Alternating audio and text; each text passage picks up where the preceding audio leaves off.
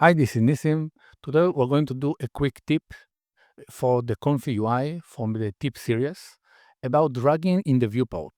Usually, when you are dragging, you click on the empty place and drag it. But if I'm in a zoom area and it's not so easy to just drag here, I can just drag with the middle mouse button and it will drag everything. Okay, so instead of clicking on element, if I'm in focus on the element, and if I will click on it and drag with the left button, it will just drag it, but I don't want it. I prefer to drag everything, so middle mouse, and you will drag it. The good with the middle mouse is that if I'm in the text box, so if I'm now here in the text box, it won't work.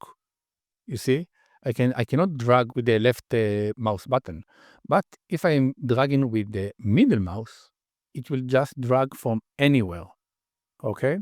Another option is that if I'm here and I want to drag it, I can press on space, and now I can drag again from anywhere. When the space of the keyboard is down, it's much easier to drag it. So I usually use the middle mouse, and that's it. Very simple. Have a great day. Like, subscribe, and spread the word.